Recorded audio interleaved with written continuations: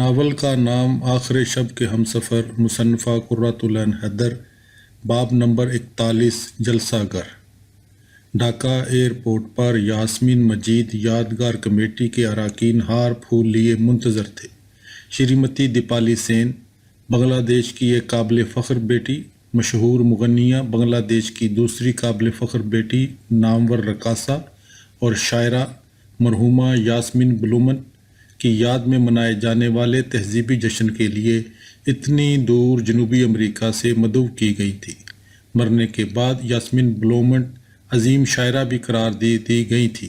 واہ، جب وہ زندہ تھی 25 برس پردیس کی فیکٹریوں میں مزدوری کر کے، فاقے کر کے، ریسٹورانوں میں برتن دھو کے، رشتہ داروں اور ہم وطنوں کی گالیاں کھا کے، ایڑیاں رگڑ رگڑ کے سرد بے رحم دریا میں ڈوب کر مر گئی۔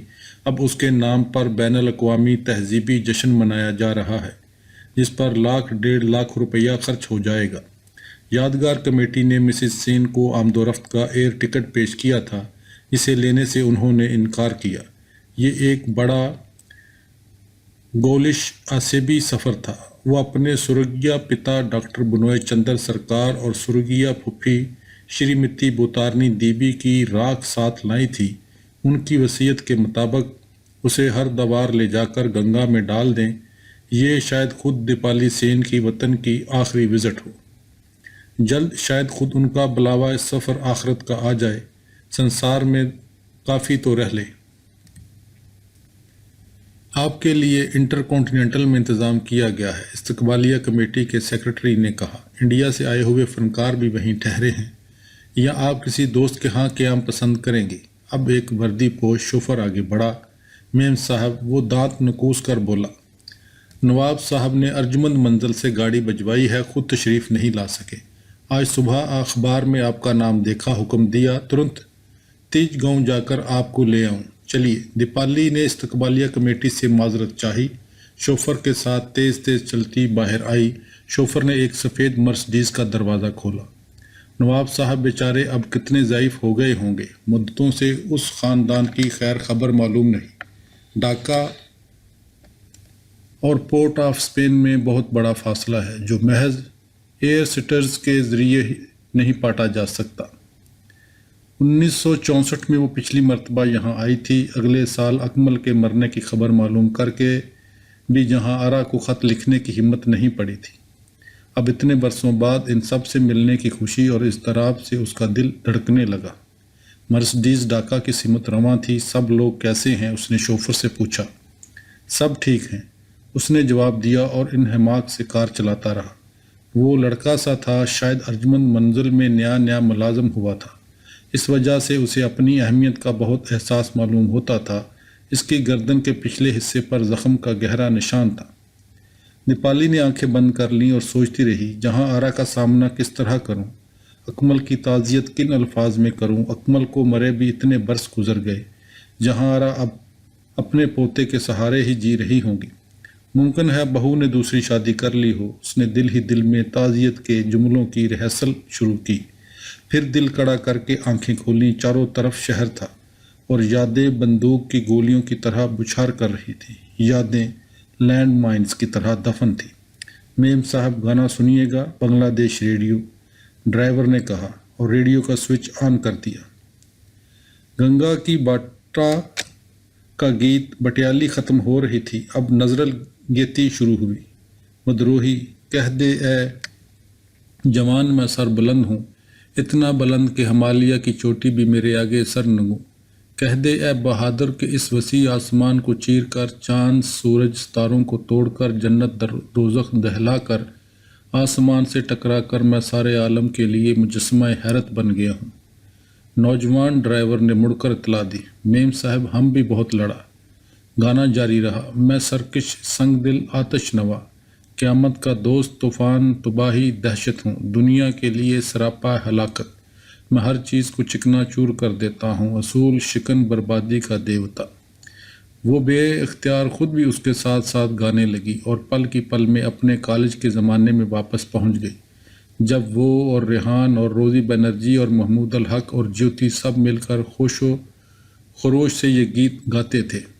اسے پتہ بھی نہ چلا مرسڈیز ارجمند منزل کی برساتی میں کب پہنچی۔ ایک پاگل سی عورت، جیڑے سفید بال بکھیرے، برآمدے کے ایک در میں بت بنی کھڑی تھی۔ دیپالی کو کار سے اتر کر دیکھ کر فوراً اندر بھاگ گئی۔ ایک ملازم نے آ کر اسباب کار سے اتارا۔ دیپالی اندر گئی۔ ارجمند منزل سنسان پڑی تھی۔ جہاں آ رہا پکارتی وہ زنان خانے میں پہنچی۔ وسطی تالاب بھی خالی پڑا تھا۔ دیپالی اوپر جانے کے لیے منقش چوبی زینے کی طرف مڑی ہی تھی کہ وہ دیوانی عورت بھاگتی ہوئی اندر آئی اور اس کی ٹانگوں سے لپٹ کر آ کرنے لگی۔ مالا، میم صاحب کو تنگ مت کر۔ ملازم نے جو اسباب اٹھائے پیچھے پیچھے آ رہا تھا، جھڑک کر کہا۔ پھر مہمان کو مخاطب کیا، میم صاحب، جب سے سب لوگ مارا گیا، مالا پاگل ہو گیا ہے اور گونگا بھی ہو گیا ہے۔ کون مارا گیا؟ سب جنے، میم صاحب، بڑے نواب صاحب، نیر میاں، ان کا بی بی، بچے، جہاں آرا بی بی، ان کا بہو اور پوتا، سب مارا گیا۔ آدھی رات کے ٹائم سب بندوق کا نشانہ بنا، یہی کوٹھی کے اندر۔ مالا نے سب کو مرتے دیکھا جب سے یہ گونگا ہو گیا۔ دیپالی کی آنکھوں کے سامنے ایک کوندا سا لپکا، وہ اپنی جگہ جم کر رہ گئی۔ پھر کھڑے کھڑے زور سے لرزی، پھر اس کی ٹانگوں نے جواب دے دیا۔ دماغ سنسنایا، سارے جسم میں سردی کی لہر دوڑ گئی۔ آنکھوں کے سامنے سرخ اندھیرا تیرا۔ وہ دم سے فرش پر بیٹھ گئی۔ کہہ دے اے نوجوان جوان مرد، میں جنت دوزخ دہلا کر، عرش سے ٹکرا کر سارے عالم کے لیے مجسمہ حیرت۔ اس نے وحشیوں کی طرف چاروں طرف دیکھا۔ چند لحظے چپ رہی، پھر داڑے مار مار کر رونا شروع کیا۔ اس کے بال بکھر گئے۔ روتے روتے اس نے محسوس کیا کہ وہ انسان نہیں ہے، وہ درندوں سے بھرے جنگل کا ایک جانور ہے جس کے بٹ کے باقی جانوروں کو دوسرے زیادہ خونخوار حیوان آ کر چیر پھاڑ گئے ہیں اور ان کی لاشیں گدھ کھا چکے ہیں، اور سنسان صحرا کی ریت نے ان کے ڈھانچے بھی غائب کر دیے ہیں، اور وہ گیدڑ کی طرح پنجوں سے زمین کھرچتی ان کو یاد کر کے رو رہی ہے۔ پھر اس نے جنگلی بلی کی طرح رونا شروع کیا۔ اس کی آواز سن کر اجنبی شکلوں والے نوکر چاکر دروازوں میں نمودار ہوئے۔ مالا اور زور سے آ کرنے لگی، جس طرح ایک ناسمجھ بچہ دوسرے بچے کو روتا دیکھ کر ہمدردی میں خود بھی رونے لگتا ہے۔ مالا نے دیپالی کو آنسو بہاتے دیکھ کر آنسوؤں کی جڑی لگا دی۔ دفعتاً دیپالی چپ ہو گئی، آنکھیں خشک کیں اور سپاٹ آواز میں کہا، مجھے بڑے نواب صاحب کے پاس لے چلو، ان کو اطلاع کر دو میں آ گئی ہوں۔ وہ بھی مارا گیا میم صاحب، ملازم نے جواب دیا۔ دیپالی نے فرش پہ مکہ مارا۔ اس بدمعاش جھوٹے کمینے ڈرائیور نے کہا، نواب صاحب نے ایئرپورٹ کار بھجوائی ہے۔ نواب صاحب نے؟ چھوٹے نواب صاحب نے؟ میں ان کو بلا کر لاتا ہوں، وہ بھی آتے ہوں گے، باہر گئے تھے۔ ابھی آتے ہوں گے، میں ان کو خبر کرتا ہوں، دھیرج رکھیے میم صاحب۔ نیاز میاں، میم صاحب کے لیے ایک گلاس ٹھنڈا پانی، جلدی، دوسری خدمتگار نے گھبرا کر کہا اور لپکا ہوا باہر گیا۔ دیپالی اب ایک نیم جان کو کراسپل کی طرح فرش پر سرنگوں بیٹھ گئی تھی۔ اس کے آنسو بوڑھی گنگا کی مانند پھر رواں ہو گئے۔ مالا اس کے نزدیک آ کر اکڑوں بیٹھ گئی۔ دیپالی نے آنسوؤں کی چلمن میں سے اسے دیکھا اور پہچانا، جہاں آرا کی پرانی وفادار خادمہ مالا۔ وہ اب اپنی دیوانگی میں لگڑ بگے کی طرح ہنس رہی تھی۔ ان دونوں عورتوں نے زندگی کا، دنیا کا انجام دیکھ لیا تھا۔ چند منٹ بعد دیپالی نے سر اٹھایا، صدر دروازے پر آہٹ ہوئی، ہاتھ میں 555 کارٹن سنبھالے بڑھیا سوٹ پہنے ریحان الدین احمد دہلیز پر کھڑے تھے۔ نواب قمر الزمان چودھری کے بانجے، ارجمند منزل کے نئے مالک، شہید نواب کے واحد قانونی وارث جو قتل عام میں زندہ بچے تھے، ارجمند منزل کے موجودہ نواب۔ دیپالی نے سر زور سے جھٹکا اور آنکھیں ملیں۔ کالی جگت کے چوراہے پر بیٹھی پتنگیں بناتی ہے، پتنگیں کاٹتی ہے، پتنگیں اڑاتی ہے۔ لنچ کے بعد ریحان کار لے کر پاٹ کی فیکٹری چلے گئے، جو نواب قمر الزمان اور ان کے فرزند نیر الزمان مرحومین کی فیکٹری تھی، جس کے اب وہ مالک تھے۔ زہرا دیپالی کو آرام کرانے اوپر بیڈ روم میں لے آئیں۔ یہ جہاں آرا مرحومہ کا بیڈ روم تھا۔ دیوار پر ایئر فورس یونیفارم میں ملبوس متبسم اکمل مرشد زادہ اور اس کی دلہن کی تصویر لگی تھی۔ یہ پائلٹ افیسر اکمل مرشد زادہ ستمبر 1965 میں پاکستان کی خاطر لڑتے ہوئے مرا تھا۔ دیپالی کا سر گھومنے لگا۔ وہ دریچے کے پاس جا کر بیٹھ گئی، جس کے نیچے تالاب اور وکرم آدتیہ کا راج سنگھاسن نظر آ رہا تھا، اور گلاب خاص کا درخت۔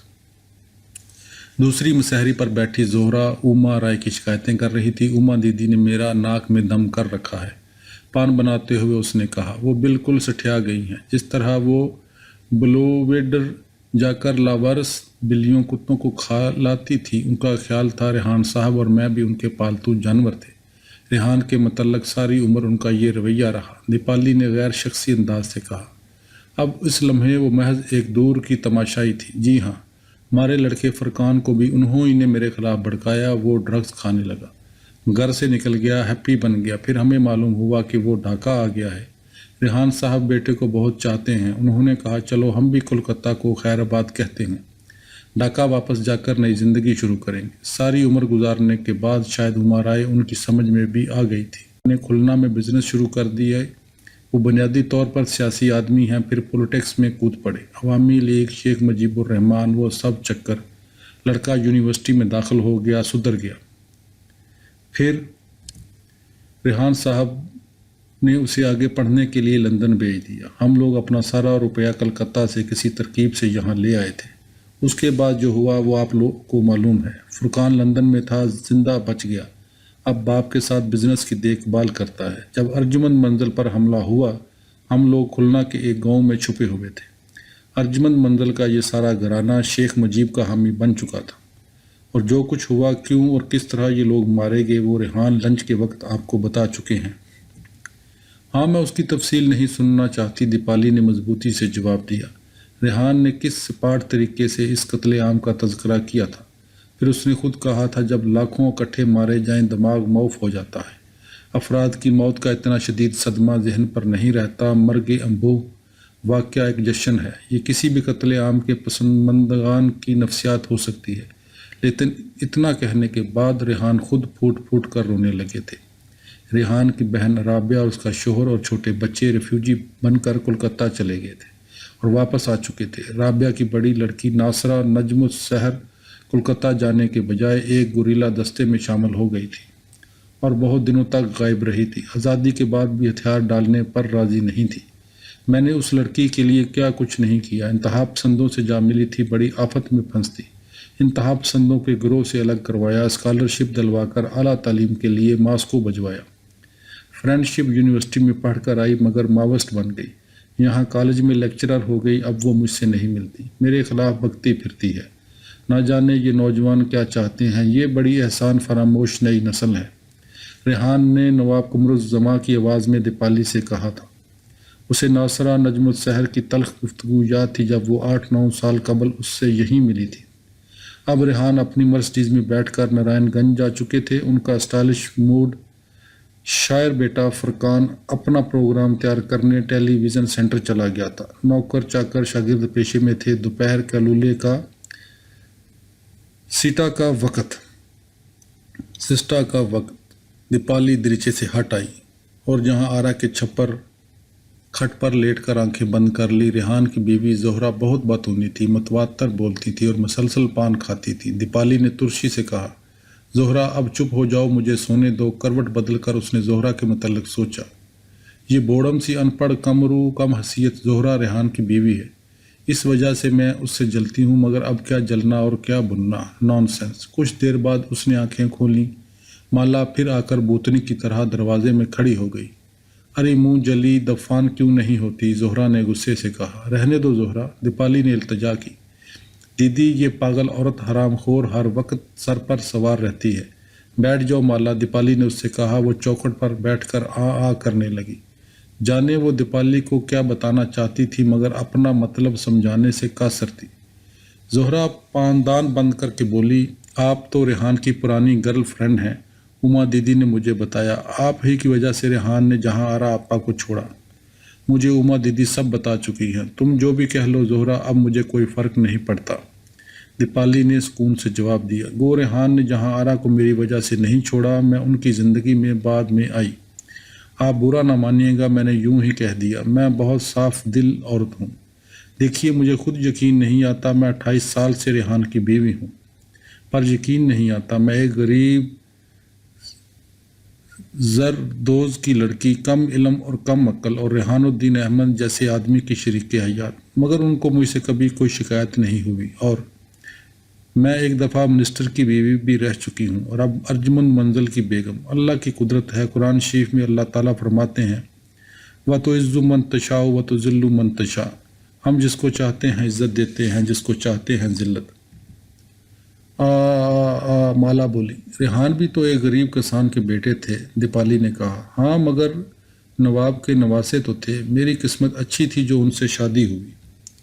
ایک بات سنو زہرا، گویا تمہاری خوش قسمتی تھی کہ تمہارے مفلس باپ نرملندو رائے کی موٹر کے نیچے آ کر مرے اور بطور تلافی تم سے ریحان نے بیاہ کیا اور یہاں قتل عام ہوا اور تم ارجمند منزل کی مالکن بنی۔ زہرا، خدا کے لیے چپ ہو جاؤ اور مجھے سونے دو۔ مالا نے دہرایا، یہ ارجمند منزل ایک بھوت گھر ہے۔ کہتے ہیں جو لوگ اچانک اور بھیانک طریقے سے قتل کر دیے جاتے ہیں ان کی آتمائیں انہی جگہوں پر منڈلاتی رہتی ہیں۔ کیا ان سب کی آتمائیں مجھے دیکھ رہی ہوں گی؟ ایک روز شام کے وقت وہ سیڑھیاں اتر کر پائیں باغ میں گئی، اوپر جہاں آرا مرحومہ کے کمرے کا دریچہ روشن تھا جس میں اب زہرا موجود تھی اور اسی تخت پر بیٹھی مغرب کی نماز پڑھ رہی تھی۔ جہاں آرا، تم تو وہ ساگر سے پار اتر گئی، مگر میں تم سے کتنی شرمندہ ہوں۔ اس فیکٹری کا مالک اور اس گھر کا خانہ داماد نہ بننے کی خاطر ریحان نے تم کو ٹھکرا دیا تھا۔ تم نے ایک غلط آدمی کے ساتھ زندگی جہنم میں گزاری، اپنے بیٹے کی موت کا غم اٹھایا، پھر خود بے دردی سے بے قصور قتل کر دی گئی، اور آج اسی گھر میں وہی ریحان اور ان کی بیوی نئے نواب اور بیگم کی حیثیت سے براجمان ہیں۔ مایا تیرے کھیل۔ وہ ٹہلتی ہوئی جلسہ گھر کی طرف چلی گئی جس کا دروازہ باغ میں کھلتا تھا۔ کواڑ چوپٹ کھلے پڑے تھے۔ وہ اندر گئی، بتی جلائی، سامنے دیوار پر ایک بڑی سی تصویر روشن ہو گئی۔ پارسی تھیٹر، دھرم تلا اسٹریٹ، کولکتہ۔ چند اور مدھم فوٹوگراف۔ ماسٹر مصطفیٰ سراج الدولہ ناٹک کا ہیرو، مس تنکوری داس وی ینگر، مس تارا داس سرلا ناٹک کی ہیروئن، ایک بڑی روگنی پورٹریٹ۔ نوابزادہ فخر الزماں چودھری، اسے یاد آیا یہ ریحان کے نانا تھے، نواب قمر الزماں کے جواں مرگ چچا، جنہوں نے تھیٹر کے شوق میں اپنے حصے کی جائیداد اڑا دی تھی۔ یہ ان کا جلسہ گھر تھا۔ اس میں نوابزادہ صاحب کے دوست دیپالی کے ٹھاکر دادا بھی سنا ہے آ کر گایا بجایا کرتے تھے۔ پرانے ارسٹوکریٹک بنگال کے تھیٹر پرستروسا ارجمند منزل کے اس جلسہ گھر میں سارا ساز و سامان اسی طرح موجود تھا۔ الماری میں شاہ جہاں اور سراج الدولہ کے کرم خوردہ چوگے، نقلی تاج، تلواریں، بانسریاں، سنریوں کے پردے لپٹے ہوئے ایک طرف رکھے تھے۔ ہال کے چوبی فرش پر گرد جمی ہوئی تھی، کونے میں جالے، سرخ اور سفید کٹاؤ کے جالردار پنکھا، چھت گریاں۔ نوابزادہ نیر الزماں کی شادی کے دنوں میں اسی کمرے سے نکال کر نوابزادہ فخر الزماں مرحوم کے تصنیف کردہ اوپرا راج بوجھ کا سنگھاسن تالاب کے کنارے رکھ دیا گیا تھا، جس پر ارجمند منزل کی بیگمات اور صاحبزادیاں بیٹھ کر خوش گپیاں کرتی تھیں۔ دیپالی جلسہ گھر سے باہر آ گئی۔ اندر بہت حبس تھا اور وحشت۔ باہر پرفضا باغ میں وکرم آدتیہ کا سنگھاسن اب بھی موجود تھا۔ وہ 35 برساتوں کی وجہ سے گل چکا تھا، اس کی مورتیوں کے رنگ اڑ گئے تھے۔ اس کے جنگلوں میں 28 چھوٹی چھوٹی چوبی مورتیاں لگی تھیں۔ 4 بڑی چوبی مورتیوں کے سروں پر تخت کھڑا تھا۔ زیادہ تر مورتیاں بالکل شکستہ ہو چکی تھیں۔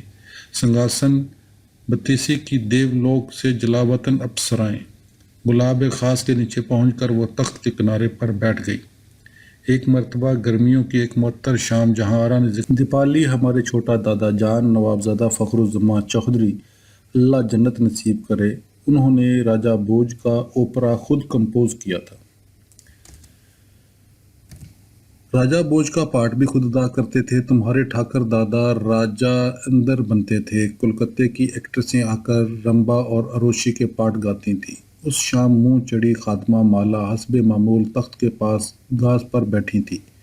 یاسمین اور روزی بھی آئی ہوئی تھی۔ جہاں آرا نے حکم دیا، مالا راجہ بوجھ کا قصہ کر۔ ارے بی بی، ہندو لوگ بولتا ہے کہ دیو لوک میں 32 اپسرائیں تھیں۔ ایک روز انہوں نے شیو جی پر بری نظر ڈالی۔ Good God! دیپالی اور سب لڑکیاں کھلکھلا کر ہنسی۔ ماؤنٹ کیلاش اور ماؤنٹ اولمپس واقعہ بہت دلچسپ جگہیں رہی ہوں گی، یاسمین نے کہا۔ نو بی بی، پاروتی دیوی جل گئیں۔ انہوں نے شراپ دیا کہ اپسرائیں بے جان مورتیاں بن کر راجہ اندر کے تخت میں لگ جائیں۔ تو وہ جادو کے سیب کا کیا معاملہ تھا؟ اختر آرا نے پوچھا تھا۔ عورت مرد کی بے وفائی بی بی مالا نے پان چباتے ہوئے اطمینان سے جواب دیا تھا۔ اجین کا راجا برتری ہری اپنی بیوی پر عاشق تھا۔ اسے ایک جوگی نے امر جیون پانے کا سیب دیا، اسے کھاؤ تو امر ہو جاؤ۔ وہ راجا نے اپنی بیوی اننگ سینا کو دیا، اننگ سینا نے اسے اپنے عاشق سائیں کو دے دیا۔ سائیں مہارانی کو جل دیتا تھا اور اپنی پریمیکا لگ رکھتا تھا جو محل کی داسی تھی۔ وہ داسی بھی سائس کو دھوکہ دیتی تھی، اس کا مسوق ایک گوالا تھا۔ داسی نے وہ سیب گوالے کو دیا، گوالا بھی داسی کو دھوکے میں رکھتا تھا، اس نے اپنی مسوق کو وہ سیب دیا جو اپلے بیچتی تھی۔ وہ سنہرا سیب ٹوکرے میں اپلوں کے اوپر رکھے چلی جاتی تھی۔ راجا برتری ہری جنگل میں شکار کھیلنے آیا، اس نے اسے دیکھ لیا۔ اپنی رانی اننگ سینا کی بے وفائی سے اس کا دل ٹوٹ گیا، تو وہ اپنے بھائی بکرم جیت کو راج پاٹ سونپ کر سنیاس لے لیا۔ لڑکیاں مبہوت ہو کر یہ استوری داستان سن رہی تھی، مالا کہے گئی۔ پھر راجا بکرم جیت کو ایک تنترک جوگی شمشان گھاٹ لے گیا۔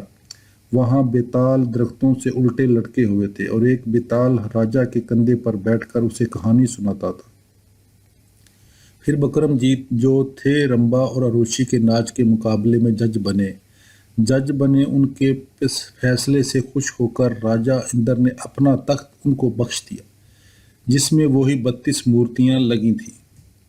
لڑکیوں نے غیر شعوری طور پر اس نقلی استور کی تخت پر نظر ڈالی اور انہیں محسوس ہوا جیسے وہ خود اس دیو مالائی راج سنگھاسن پر موجود تھیں، اور بکرم جیت کے مرنے کے بعد اس جیسا لائق راجا کوئی نہ ہوا تو اس سنگھاسن کو دفن کر دیا گیا، اور صدیوں بعد راجا بھوج نے اسے کھیت میں سے کھود کر نکلوایا جہاں آرام بولی، اور جب وہ راجا اس تخت پر بیٹھنے کے لیے بڑھا تو ایک مورتی نے آواز دی، اس تخت پر وہی بیٹھ سکتا ہے جو راجا وکرم آدتیہ جیسا سخی اور فیاض ہو۔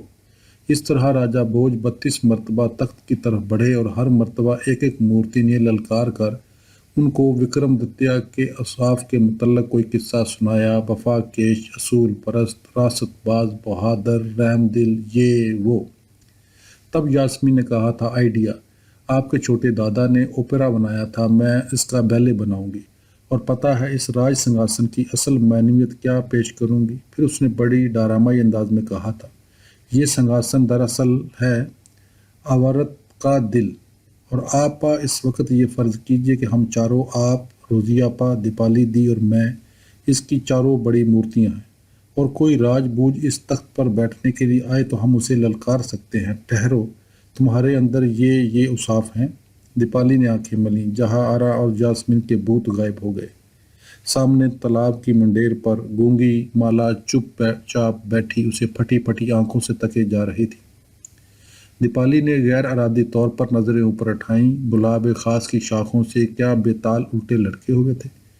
دور ڈرائیور پر کار آ کر رکی، ریحان کی آواز سنائی دی، وہ کسی ملازم سے پوچھ رہے تھے، امریکہ والی سین میم صاحب کہاں ہیں؟ کسی نے جواب دیا، باغ میں، نورگش باغ میں، بہار کی آگ میں، برے دل باغ سے دور دل زور، رنگیلا کوہ سور، آؤ آؤ پیارے۔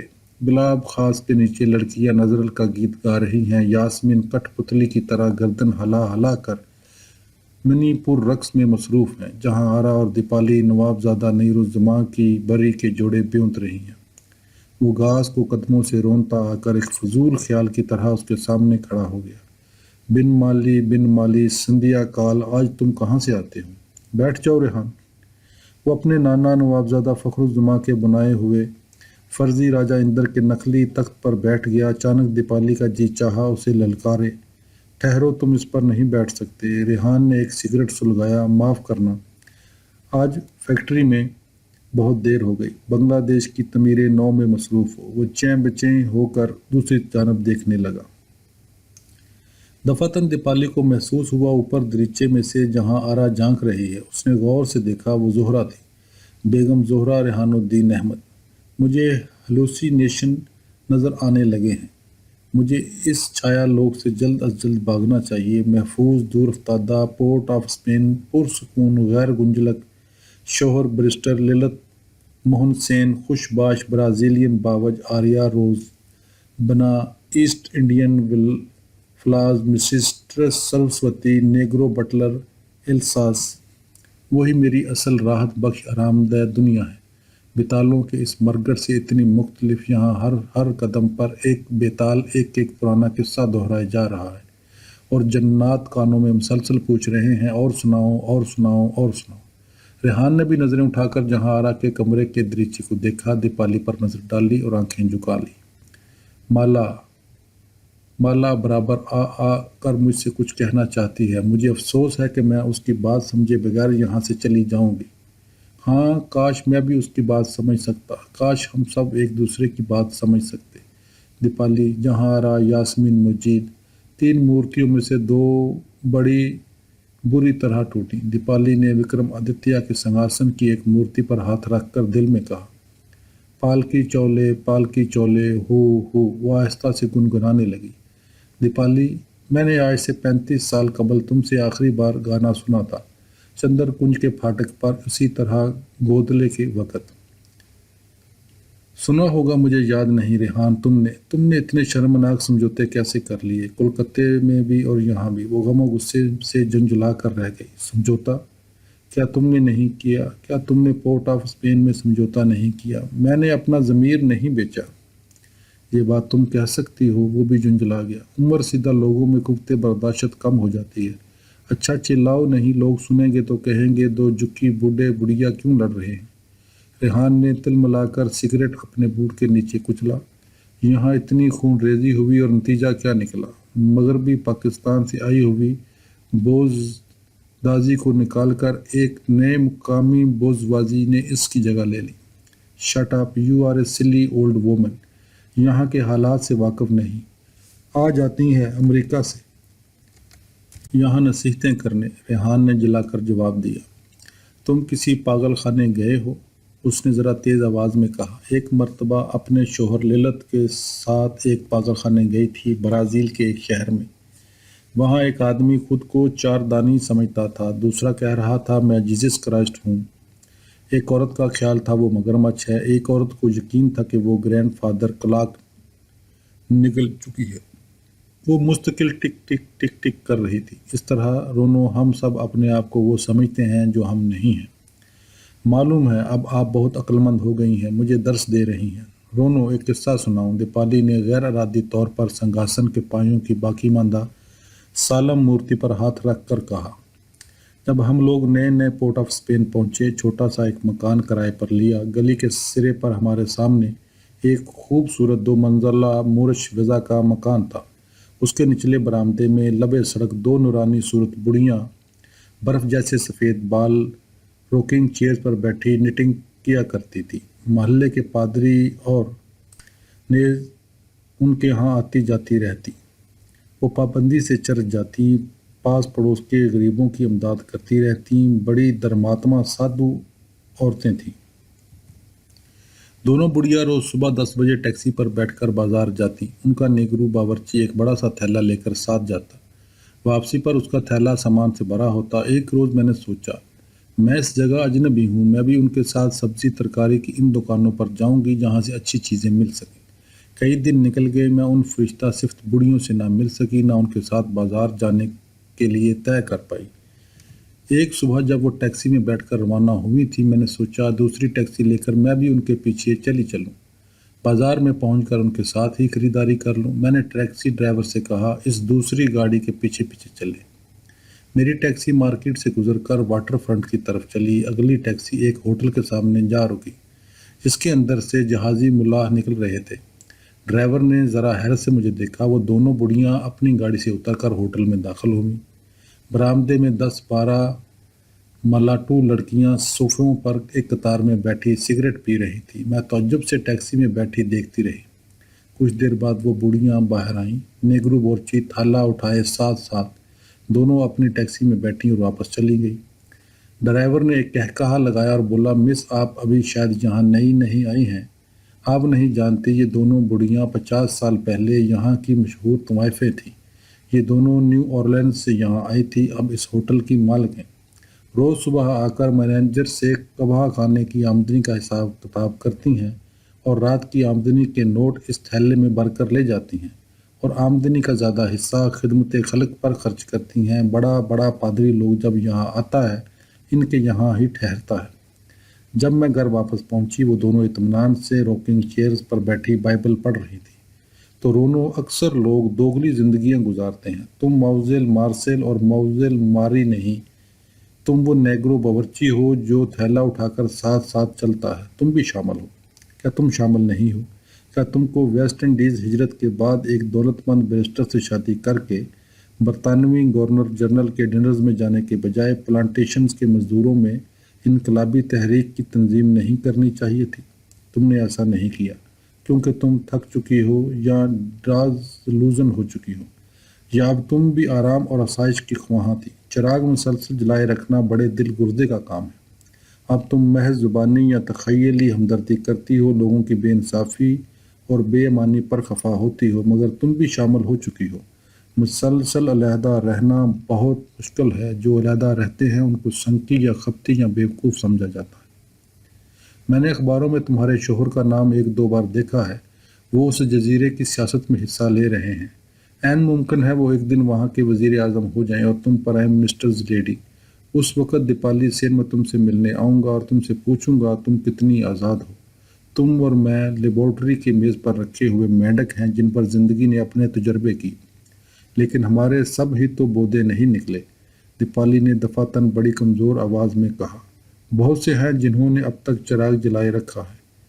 آل لک ٹو ڈیم، ریحان نے سگریٹ تالاب میں پھینکتے ہوئے جواب دیا۔ باب نمبر 42 ناصرہ نجم السحر قادری۔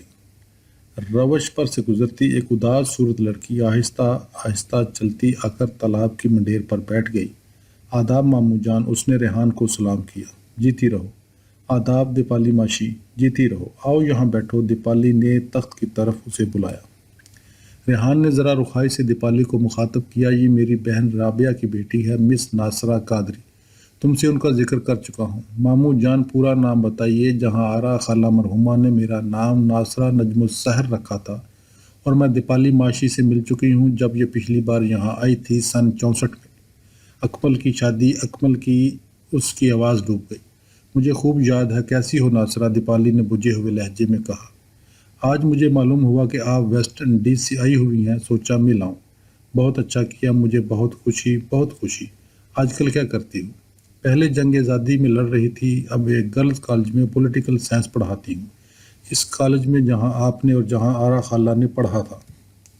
تم جنگ آزادی میں لڑیں؟ دیپالی نے گویا خود ایک اسٹیٹمنٹ دیا۔ جی ہاں، جب پچھلی مرتبہ آپ یہاں آئی تھی سن 64 میں، پاکستان ایئر فورس کے پائلٹ آفیسر اکمل مرشد زادہ کی شادی میں شرکت کے لیے اسی تخت پر اسی طرح ایک شام میں نے آپ سے کہا تھا گو ہم مغربی پاکستان کی زیادتیوں کے خلاف ہیں مگر ہم کٹر پاکستانی ہیں اور پاکستان کی حفاظت کے لیے کٹ مریں گے۔ وہ تلخی سے ہنسی۔ ناصرہ، تمہاری والدہ رابعہ کیسی ہے؟ دیپالی نے تھکی ہوئی آواز میں دریافت کیا۔ میرے والدین بخیریت ہیں، میرے ماموں جان بھی، جیسا کہ آپ ملاحظہ کر سکتی ہیں، بخیر و عافیت ہیں۔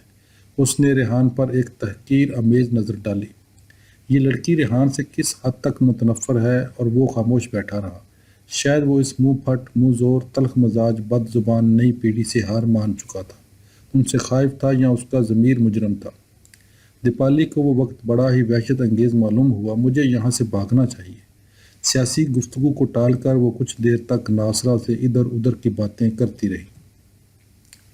اسکوٹر کی گڑگڑاہٹ۔ فرقان نے اسکوٹر لا کر سنگاسن کے قریب روک دیا۔ کیا اڈا ہو رہا ہے؟ اس نے خوش دلی سے پوچھا۔ ہاں، تمہاری ہی کثر تھی، آؤ، ناصرہ بولی۔ فرقان دیپالی نے پہلی بار غور سے دیکھا، اپنے انداز اور چال ڈال میں باپ سے بہت مختلف تھا۔ یہ پہلے بھوکی پیڑھی کے ہمدرد شاعر تھے، اب پیٹ بھری پیڑھی کے لیڈر بننے والے ہیں، ناصرہ نے کہا۔ فرقان نے اسکوٹر پر بیٹھے بیٹھے اپنے ہاتھ اوپر اٹھائے۔ شانتی شانتی، اس نے ہنس کر کہا۔ شٹ اپ بوگس خونی پیسیفسٹ، ناصرہ نے تلخی سے جواب دیا۔ معاف کیجیے گا دیپالی دی، ہم لوگ ایک بہت بڑے آگ اور طوفان سے ہو کر گزرے ہیں، جس کے مقابلے میں آپ لوگوں کی برطانیہ کے خلاف جدوجہد اور تقسیم ہند کی خون ریزی ایک پکنک تھی۔ شاید یہ ہماری خوش فہمی تھی، دیپالی نے عجز سے کہا۔ ہم سمجھتے تھے نظر الاسلام کے درد وہی ہم ہی لوگ تھے۔ ہم نے بڑی تباہی دیکھی پیسیفسٹ کہ بیس میں کیا لوگ خود سے سمجھوتے نہیں کرتے؟ امن پسند کا ضمیر کیا کہتا ہے؟ ناصرہ نے پوچھا، انتخاب کیا ہونا چاہیے، امن پرستی یا فلسطینی مجاہد، امن یا آپ کے نکسلائٹ؟ یہ ایک بنیادی سوال ہے۔ تم شاید اب بھی ہتھیار نہیں ڈالنا چاہتی، تم شاید ٹائیگر صدیقی کو آئیڈلائز کر رہی ہو، تم مسلسل بہم انقلاب کی بات کرتی ہو۔ ناصرہ آپا، تم بہت مکسڈ اپ ہو، فرقان نے اطمینان سے کہا۔ یہ ایک بنیادی سوال ہے فرقان احمد، ناصرہ چمک کر بولی، کسی دوسرے کو مکسڈ اپ کہنا اوچھا ہتھیار ہے۔ دیپالی ماشی، یہ سارا خاندان، اس نے ارجمند منزل کی طرف اشارہ کیا، اور ہزاروں لاکھوں لوگ مارے گئے۔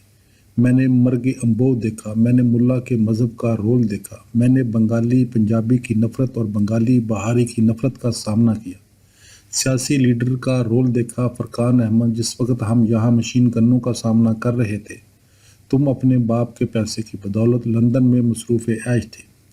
وہ ریحان کو اس طرح نظر انداز کر رہی تھی جیسے وہ اس جگہ موجود ہی نہ ہو۔ چند منٹ بعد وہ اٹھ کر نزدیک روش پر ٹہلنے لگے۔ دیپالی نے ذرا بے آرامی سے پہلو بدلا۔ دیوانی مالا، جو اس دوران کوٹھی کے اندر جا چکی تھی، دوبارہ کٹ پتلی کی طرح سر ہلاتی آ کر سنگھاسن کے قریب تالاب کی ایک سیڑھی پر بیٹھ گئی اور پھٹی پھٹی خالی خالی نظروں سے ان تینوں کو دیکھنے لگی۔ اب ناصرہ فرقان سے کہہ رہی تھی، ہیومنز اور کوسٹزم اور امن پرستی بڑے خوبصورت الفاظ ہیں، لیکن تمہارے ولیم پن اور سائم پیر اور جرمی نیتھم آج تک ایک ایک بندوق کی گولی کو نہ روک پائے۔ گاندھی نے جرمن یہودیوں سے کہا تھا، ہٹلر کے مقابلے میں اہنسا استعمال کریں۔ ہاں ہاں، جب یہاں ڈاکہ گرا ہوا تھا اس وقت میں ولیم جیمز اور برٹرنڈ رسل کی دہائی دیتی، اور تمہارے جارج فاکس کی، اور تمہارے ٹالسٹائی کی۔ ایمرسن، جانتی ہو ناصرہ آپا، ایمرسن نے کہا ہے، جنگ میں دلچسپی ایک کچلے اور امیچور ذہن کی علامت ہے۔ ایک آدمی کے قتل کی سزا پھانسی ہے، مگر ہزاروں لاکھوں قتل کر دیے جاتے ہیں۔ ان کے قاتل قومی ہیرو اور جانباز سپاہی اور مادر وطن کے سپوت کہلاتے ہیں۔ پھر ایک اجتماعی قتل کو ناجائز قرار دینے کے لیے ایک اور اجتماعی قتل کیا جاتا ہے۔ ہم بنگالیوں کو ایک کمزور، رومانٹک، شعر پرست، بودھی قوم سمجھا جاتا ہے، مگر ٹیٹو میر سے لے کر ٹیررسٹ موومنٹ تک، اور جب سے مکتی بانی اور نکسلائٹ تحریک تک، سب سے زیادہ تشدد یہی ہوا ہے۔ فرقان نے کہا، اچھا تو میں تم سے ایک سوال کرتی ہوں۔ ناصرہ نے جوش سے بات کی، آئنسٹائن بڑے امن پرست تھے، کیا اگر وہ اس وقت زندہ ہوتے تو اسرائیل ایکسپونزم کے موقف فت نہ کرتے؟ ضرور کرتے۔ مغرب کے جتنے یہودی جتنے زیادہ عالم فاضل اور ہیومنسٹ ہیں، اتنے ہی زیادہ وہ فلسطینیوں کے مخالف ہیں۔ مغرب میں تھوڑے سے یہودی انٹلیکچوئل اور اعتدال پسند بھی ہیں۔ دیپالی نے پہلی بار حصہ بحث میں لیا۔ وہ ایک مدت بعد اس مانوس خالص بنگالی اڈے میں شریک تھی، مگر اس زبردست جنریشن گیپ کا بھی اسے شاید احساس تھا جو اس وقت اس کے اور ان دونوں کے درمیان حائل تھا۔ وہ ان سے بحث کرتے ہوئے ذرا جھجکتی تھی، غالباً آؤٹ آف ڈیٹ ہو چکی تھی۔ ماضی کے اڈوں کا پرانا ساتھی ریحان اپنے خیالات میں کھویا دور روش پر ٹہلنے میں مصروف تھا، اور وہ بھی اب اس کا ساتھی نہ رہا تھا۔ ہر ذہنی رویہ کلاس کی پیداوار ہے۔ امن پرستی سے بھی چند طبقوں کا فائدہ ہوگا۔ آپ پہلے فیکٹری اونر بن جائے اور پھر امن کا پرچار کیجیے۔ ناصرہ نے اپنے ماموں اور ماموزاد بائی پر کھلی چوٹ کی۔ فرقان خوش دلی سے ہنستا رہا، اور اب شاید تم مذہبی بھی ہوتے جا رہے ہو، ناصرہ نے کہا۔ مذہب میں امن کی اصل روح ہے، فرقان نے سنجیدگی سے جواب دیا۔ یقیناً دیپالی آنٹی، آپ کو کچھ اندازہ ہے CIA نے سوامیوں کے ذریعے کتنا بڑا جال آدھی دنیا میں پھیلا دیا ہے؟ ناصرہ آپا، ڈونٹ بی ڈاف، فرقان نے برطانوی لہجے میں کہا۔ کسی کو چھینک آئی اور تم نے کہا یہ CIA کی کارستانی ہے، اور وہ کتنے کامیاب ہیں، ناصرہ کہتی رہی۔ وہ ایک موٹا مسخرہ بال یوگی جو امریکہ میں ہے، ایک مشہور ویسٹرن نوجوان انقلابی نیو لیفٹ کا لیڈر، اس کا چیلا بن گیا تھا۔ کیا نام اس کا؟ میں نام بھول رہی ہوں۔ اور چیلا بننے کے بعد اس نے پریس کو بیان دیا، "The revolution is over baby"۔ Nasira آپا، بات یہ ہے اب یسوع بھی میرا ہیرو ہے، اور حسین بھی، اور حسن بھی، کی نسل کے 8 کوسٹسٹ امام۔ وہ اصل کوسٹسٹ اور تھے، اور چشتی صوفیہ۔ افہیم کا تم پر پوری طرح اثر ہو چکا ہے، ناصرہ نے بڑے دکھ سے کہا۔ مذہب کی امن پرستی، مغرب میں دونوں طرف کی فوجوں کے ساتھ فوجی پادری جاتے ہیں، ایک ہی خدا سے فتح کی دعا مانگتے ہیں، جو دونوں طرف کے مرنے والوں کے لیے ایک ہی خدا اور اس کے بیٹے سے جنت طلب کرتے ہیں۔ انڈیا پاکستان کی جنگوں میں ایک طرف کے جوان درگا کی تصویریں ساتھ لے جاتے ہیں، ست سری اکال کے نعرے لگاتے ہیں، دوسری طرف نعرہ تکبیر اور نعرہ حیدری، اور یہاں تو سن 71 میں دونوں طرف اسلام ہی اسلام تھا۔ ناصرہ چپ ہو گئی۔ پلاش کے نیچے ایک لہری دوڑ رہی تھی، سامنے تالاب میں سرخ کنول کے پھول کھلے تھے۔ دیپالی کو خیال آیا، البیرکا میو نے کہا تھا، انسان کے مسلسل پہم سوالات اور کائنات کی مکمل خاموشی۔ ناصرہ پھر گرج کر بولی،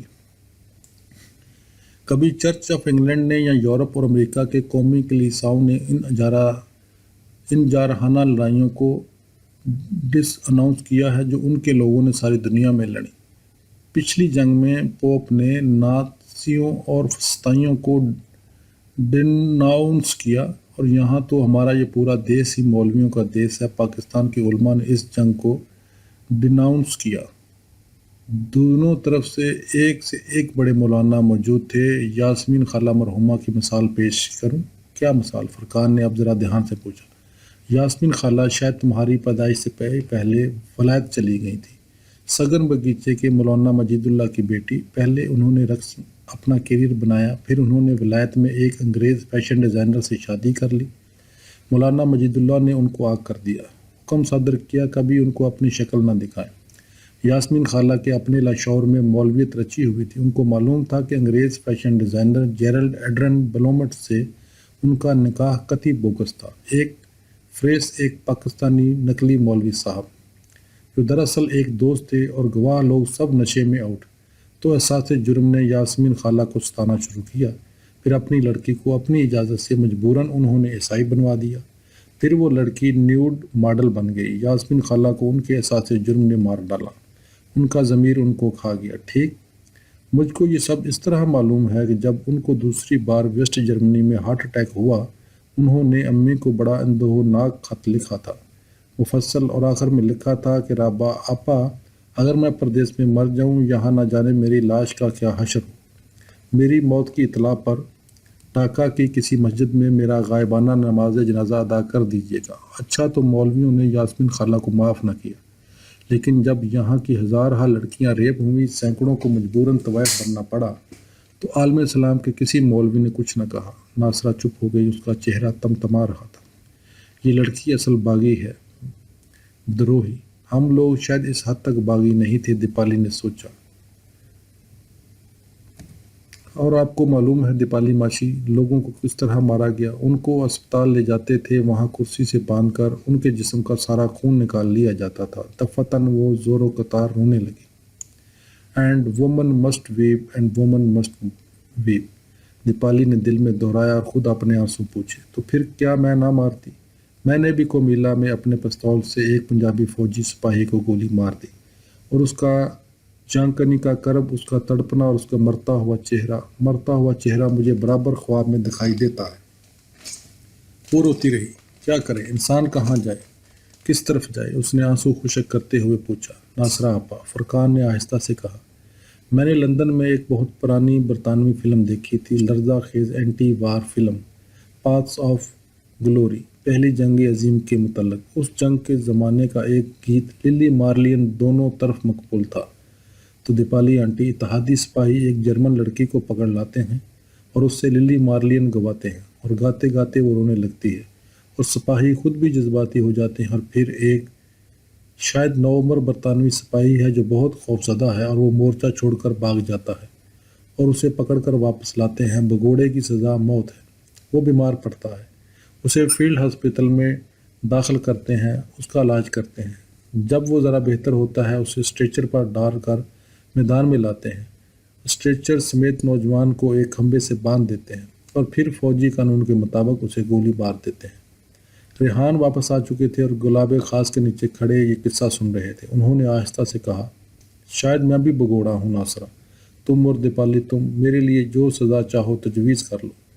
بڑا دہشت ناک سناٹا چھا گیا۔ شام کی ہوا میں جاؤں کی نازک ڈلیاں سرسراتی رہیں۔